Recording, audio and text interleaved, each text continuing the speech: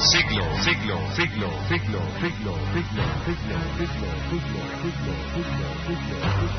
30.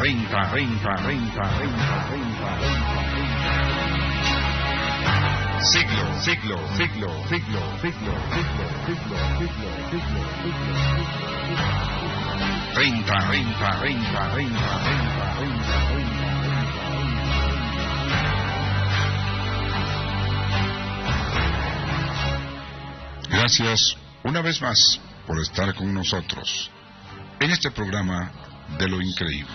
Gracias por su lectura y por su audiencia, tanto en la página web, que tiene un nuevo segmento, y también en este programa, que lleva más, para este 2017, más de 44 años en el aire.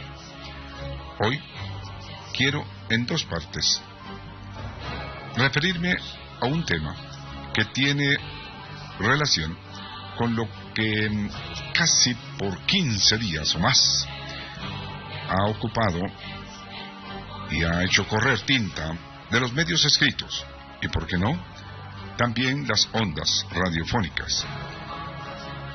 El tema no para, y por allí y por allá siempre se menciona este tipo de drama que se vivió con lo que fue la catastrófica toma de el Hogar Seguro de la Secretaría de la Presidencia Social de la Presidencia, donde pues murieron 4 monitores y resultaron heridos, en fin, en un dramático, diríamos que incendio, que provocó la muerte ahora más de 40 de los reclusos o reclusas,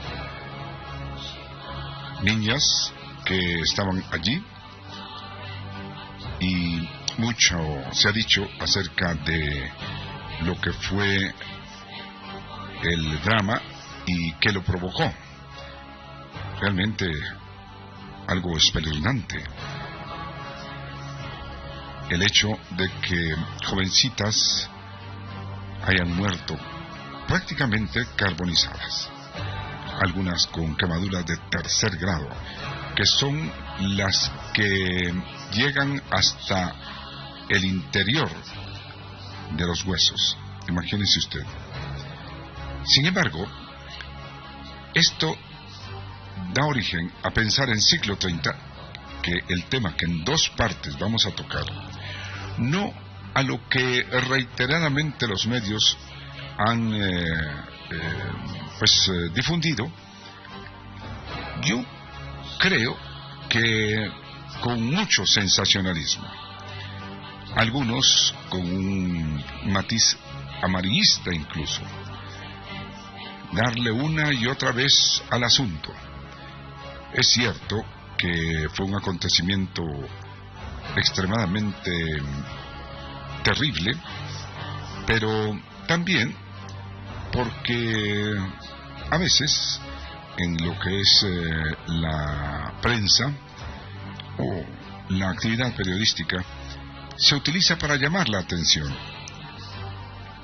Así que no recrimino, porque soy muy devoto, muy respetuoso del artículo 35 de la Constitución Política de la República de Guatemala, que les invito a leer en la página web el nuevo segmento que muchos me han sugerido que por qué no se publicó el libro Estúpida la gente que hace Guatemala, porque hay muchos.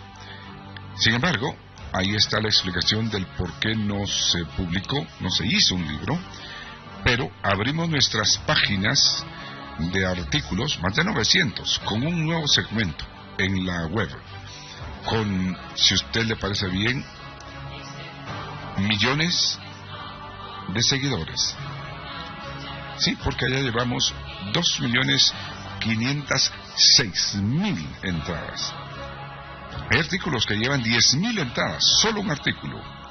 Así que en ese sentido, pues vamos hoy, con esa libertad que nos otorga la Constitución y su artículo 35, a tratar un tema que merece, en lo que en alguna parte de un periódico lo hizo, recordar un drama mucho más, y no es porque no tenga importancia la muerte de más de 40 niñas, no, pero más impactante por la situación que vamos a plantear. Ya se puede usted imaginar de qué estoy hablando, y si no vivió usted esos momentos, pues se los vamos a recordar. Fue un 14 de julio de 1960.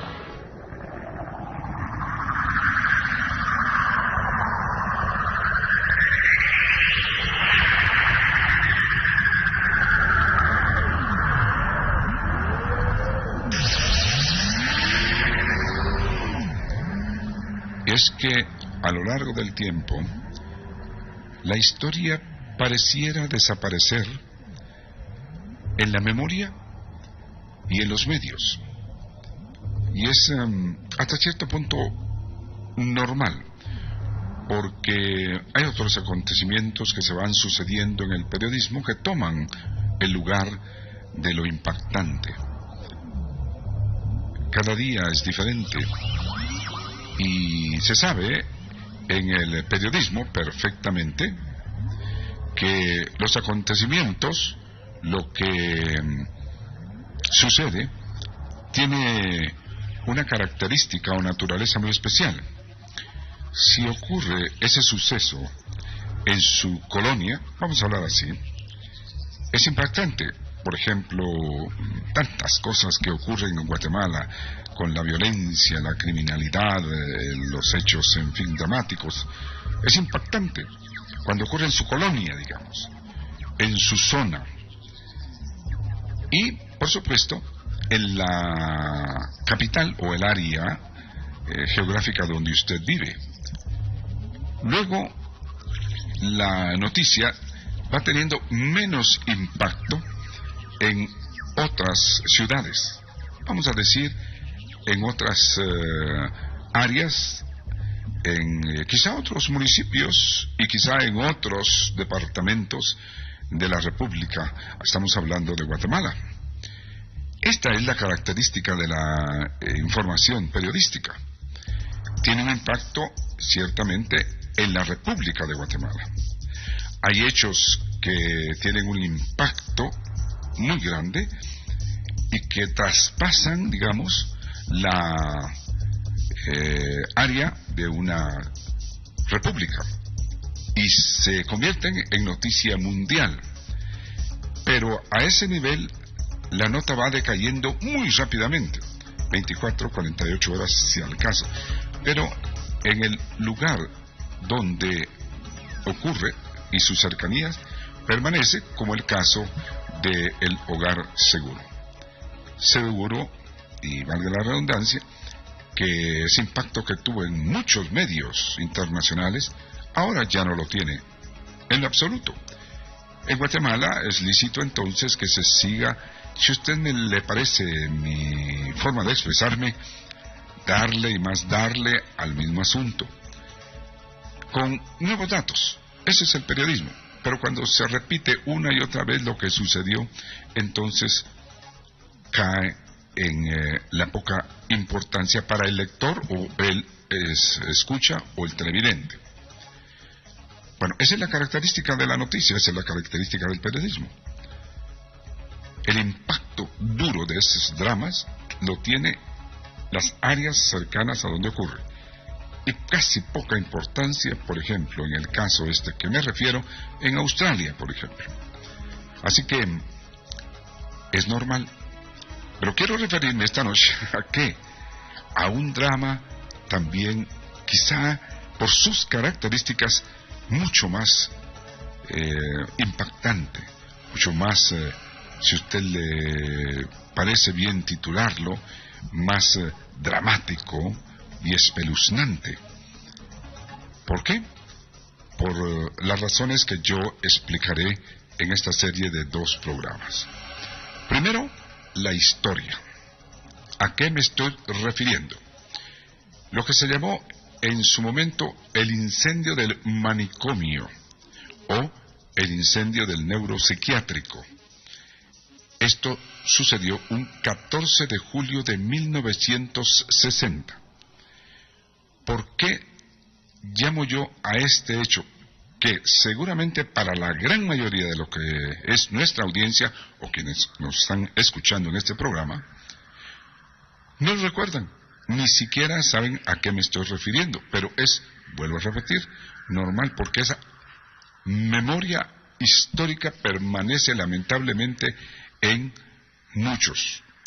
Y esto es porque hay acontecimientos de la historia de Guatemala, y no estoy hablando de la firma de la independencia, no, de el siglo pasado, por ejemplo, o de la mitad del siglo pasado para acá, que hay muchas personas que todavía viven, o de hecho de hace 10 años, 5 años, hechos, sucesos políticos impactantes. Y es que solo cuando se da un chispazo, diríamos, de memoria, algunos lo recordarán, como el caso de la visita del Papa. El presidente en ese momento, el general Ríos Montt, a quien por cuestiones periodísticas tuve, que hablar varias veces con él, pero no como amigo, ya les contaré la historia, y el hecho de haber capturado a unos asesinos y condenarlos a muerte en lo que fue un fusilamiento, ahí en el paredón de lo que es el cementerio general, en la avenida llamada del cementerio. Ese fue un hecho impactante. La gente se arremolinó y muchos dijeron, no, va a venir el Papa y no lo haga porque es algo. El general Ríos Montt dijo, son asesinos, hay que deshacerse de ellos. Fue un hecho impactante para aquel momento, pero se perdió en la historia. ¿Lo recuerda usted? Bueno, si no lo recuerda, ahí tiene. Pero lo que yo me voy a referir en este primer programa, y ojalá que nos dé tiempo, es a ese incendio, ya les vuelvo a repetir, realmente espeluznante. Fue un 14 de julio de 1960. Yo, no les digo cuántos años contaba, pero estaba a 2 años de graduarme del Instituto Técnico Vocacional. Y no estaba interno. Al año siguiente entré al internado, todavía fui interno. Y después al año siguiente ya fue una bolsa de estudios.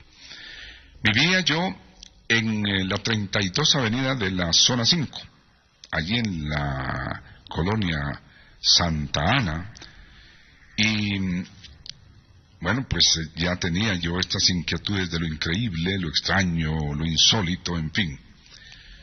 Resulta que por cuestiones del destino, yo en la noche de lo que fue el anterior momento del incendio, que comenzó a la medianoche de ese 14 de julio, el drama. ¿Y por qué yo digo que este hecho fue mucho más dramático? Y no quiero quitar importancia a lo que sucedió en el Hogar Seguro, porque resulta que en la noche una medianoche, de lo que era del 13 al 14, yo estaba despierto debido a, si a usted le parece bien, diligentemente mis estudios. Así que, como decíamos antes, quemándome las pestañas. Y a lo lejos comencé a oír yo el sonido de ambulancias. Y dije, algo está pasando, pero muy lejos. Y es que era normal porque a la hora esta de la noche, de la medianoche, el incendio Hay variantes, dice que comenzó a las 11, 11:30, en fin, del 13 para el 14. Y me dio a mí, pues, curiosidad, inquietud, porque había muchas ambulancias. Y aquella medianoche, el hospital neuropsiquiátrico, conocido en aquel momento como manicomio, era o estaba situado en la 12 calle entre Primera y Avenida Elena, pero más exactamente, si usted quiere, en la esquina de la Primera Avenida y la 12 calle. Claro, abarcaba un poco más a la media cuadra. Y hoy hay un parqueo ahí, hay un estacionamiento que me parece, yo nunca he parqueado ahí, pero me parece pertenece al Hospital San Juan de Dios. El manicomio era parte del Hospital San Juan de Dios, que usted lo conoce muy bien. Este neuropsiquiátrico, este manicomio o nosocomio, como usted lo quiera llamar, dicen que había muchos enfermos mentales. Las cifras variaron mucho, de 600 hasta 1000 enfermos mentales, no cuestiono. El director de ese centro era un doctor de apellido Campos, y según él, pues las condiciones eran deplorables, estaba sobrepoblado. Por eso les digo que tiene relación con lo que sucedió en Hogar Seguro. Era el tiempo del gobierno de Miguel Idígoras Fuentes. Bueno, un tiempo en que yo estudiaba mi secundaria para poderme graduar después de perito en mecánica de radio y televisión o electrónica.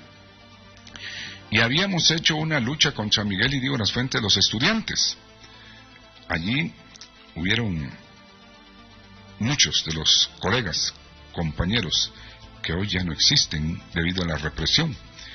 Y hasta llegamos a apedrear, si usted quiere, o apedrar, si a usted le parece mejor la palabra, porque viene de piedra, apedrear al carro de Idígoras Fuentes porque pasaba enfrente del Instituto Industrial, donde después se convirtió en el ITV, el Instituto Técnico Vocacional, donde yo estudiaba. Pero no estaba interno, y entonces yo estaba en la zona 5, en la 32 Avenida. Y esa noche comencé a oír, y me pareció curioso. El fuego consumió totalmente las instalaciones del neuropsiquiátrico. Pero ¿por qué digo yo que este hecho, pues, es mucho más dramático de lo que pasó? Repito y reitero, no le quito la importancia y el impacto del Hogar Seguro. ¿Por qué? Porque ahí habían enfermos mentales que no sabían exactamente, pues, qué pasaba en su vida cotidiana. Eran ya psicóticos, es decir, habían roto su realidad. El enfermo mental que padece psicosis pierde el contacto con la realidad, no sabe qué es lo que gira a su alrededor. Por supuesto, sabe cómo comer, cómo, etcétera, etcétera, quién lo atiende y todo lo demás. Pero allí hubo un incendio, en donde habían más de, pues, mujeres y hombres, por supuesto, pero había más de 500 mujeres, o 550, varían los datos. Y las versiones también del origen del fuego, pues, fueron varias. Algunas dicen que una anciana o una enferma dejó una plancha encendida y esto, pues, obviamente se calentó y comenzó el incendio. Otros dicen que ¿qué le dijera yo? También enfermo mental, pero con fines políticos lanzó una bomba Molotov, o sea, un frasco cargado de gasolina y encendido, porque eran tiempos que eran políticamente en contra de Miguel Idígoras Fuentes. Algunos más dicen que fue un cortocircuito. Las instalaciones eran deplorables. Las fotografías de los medios escritos de aquel entonces dan cuenta que eran prácticamente, pues, si no galeras, eran, bueno, póngale usted las fotografías de Hogar Seguro. El fuego se extendió tan rápidamente que los bomberos tardaron hasta como a las 7, 8 de la mañana, en total, digamos, trabajo arduo de sofocar las llamas, bomberos voluntarios. La Cruz Roja estuvo también, vecinos se unieron para apagar el fuego. Yo tuve la suerte, si usted quiere, de tener algún tipo de contacto con una familia que no sé si todavía vive ahí. Enfrente hay casas que todavía están allí de ese tiempo y no sé si aún viven familiares o personas que tuvieron la experiencia, porque eran casas, algunas de ellas, no sé si todas, de segundo piso. Y yo tuve la oportunidad de poder platicar con algunas de ellas y realmente me contaban cosas horrorosas, porque se decía en ese momento, o se dijo, que habían enfermos mentales que incluso se tiraban al fuego. Vuelvo a repetir, en un momento dado, el que es aquejado de este problema psiquiátrico, pues no tiene conciencia de la realidad. No sé si era cierto o no, pero sí me contaron esas personas que veían cómo corrían de un lado a otro los enfermos en el patio, obviamente, y que salían de allí. Y bueno, algunos de estas personas incluso fueron las que ayudaron a los bomberos con agua de su casa, en fin, algo realmente horrible. Y muchos, pero muchos de los que estaban cerca dijeron que olía a carne quemada, imagínese usted. Y es que fueron, las cifras también variaron mucho. Algunos medios informaron que fueron más de 150 y pico o 170 y pico, perdón la expresión, es un guatemaltequismo, pero que habían muerto. Realmente carbonizados algunos medios en ese momento dijeron achicharrados, imagínese usted, bueno. Y fueron evacuados, muchos, gracias a Dios, pero sí murieron muchísimos carbonizados. Y es que realmente el hecho fue impactante. Más de 8 horas de los bomberos en apagar aquello, que era prácticamente un cúmulo de madera.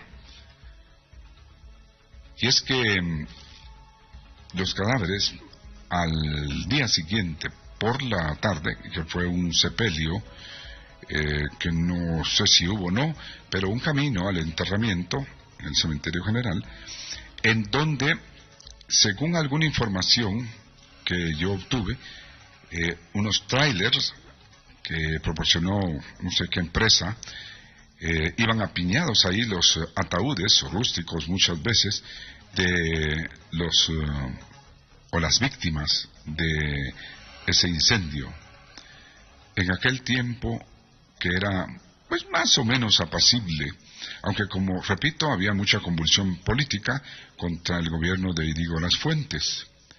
La música obviamente era el rock, y el rock pues si usted quiere romántico. A mí nunca me gustó el rock pesado, pero sí admiraba a Elvis.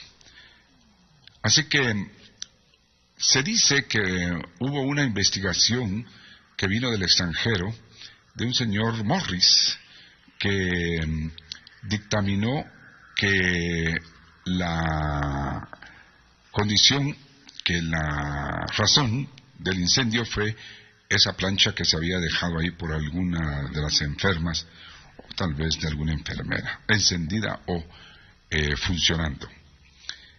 Realmente fue algo horrible. Hoy, si usted quiere ver dónde estaba esto, por supuesto no existe ahí absolutamente nada. Hay un parqueo en esa esquina de la 12 calle y Primera Avenida. Ahora, ¿por qué hago referencia de esto?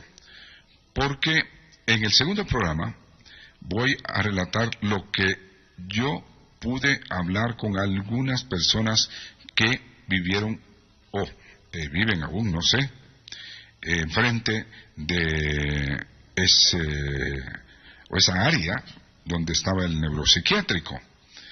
Y me contaron cosas, como yo ya tenía pues mis inclinaciones muy fuertes hacia lo que es los fenómenos de excepción o paranormales, si usted quiere, me fui a averiguar. Pero cuando yo estaba estudiando, oía esto y realmente no se me ocurrió levantarme, porque yo estaba en la zona 5, la colonia Santana, y esto ocurrió en el centro histórico, pues, ir a ver. Fui a ver posteriormente, me capié, si usted quiere, del instituto, y me fui a ver aquello que era realmente espantoso. Viví esa experiencia después, fue más o menos como a las 10 de la mañana, y ahí fue donde yo a los vecinos de enfrente, algunos que quisieron hablarme, lamentablemente yo en ese momento, como joven, no tenía pues una grabadora ni cosa por el estilo, más que recibí esas experiencias que en el segundo programa las voy a relatar. Pero este hecho ha sido uno de los más dramáticos de la historia de Guatemala, por la razón, y no quito, repito y reitero la importancia o el drama del hogar seguro, donde ya van más de 40 niñas muertas y otras en terrible estado de salud, sino porque quienes estaban ahí no sabían exactamente qué estaba pasando, ni se les ocurría a algunos, según me contaron eso, lo dejo para el segundo programa, salir de ahí.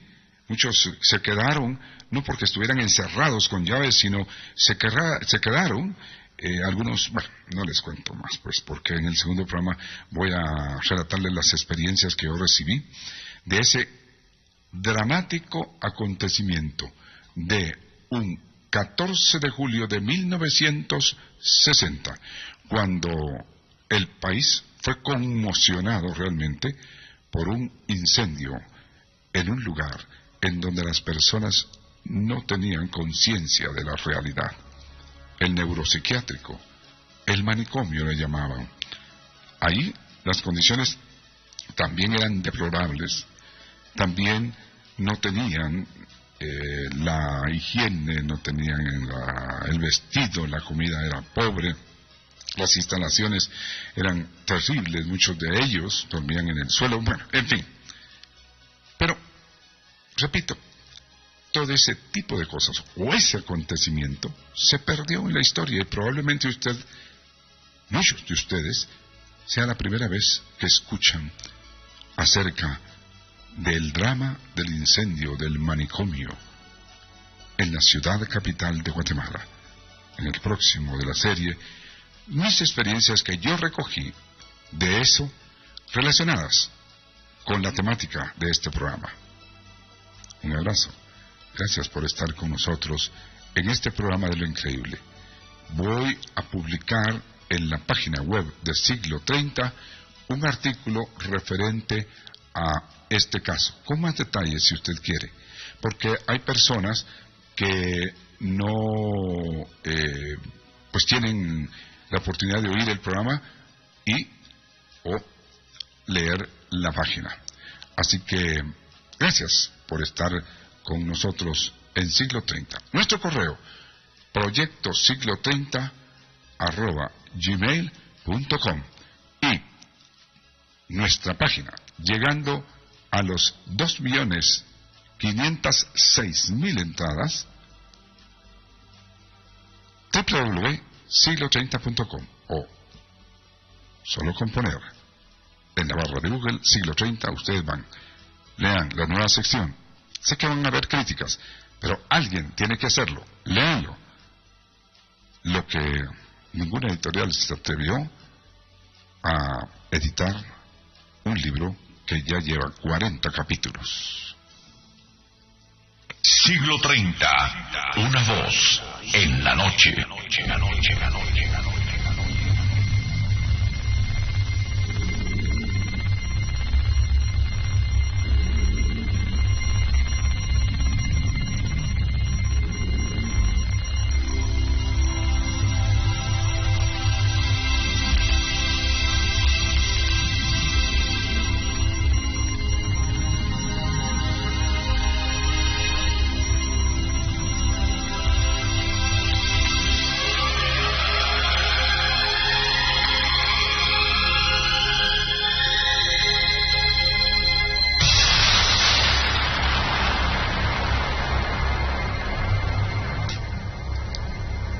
Siglo 30. Una voz en la noche. Lo asombroso, inaudito, inverosímil, insólito e increíble. Un mundo de misterios en el programa Récord Mundial, produciendo radio en este género de temas. Siglo 30. Historia en la radiodifusión nacional. OVNIs, fantasmas, sucesos paranormales, ocultismo. Los enigmas de la historia y el universo. Noticias inusuales. Lunes a viernes a las 21:30 horas.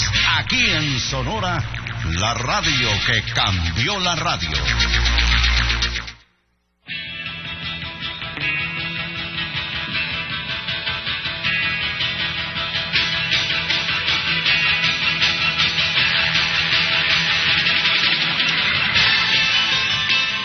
Sonora es la noticia, presenta a continuación su franja informativa Noti 7.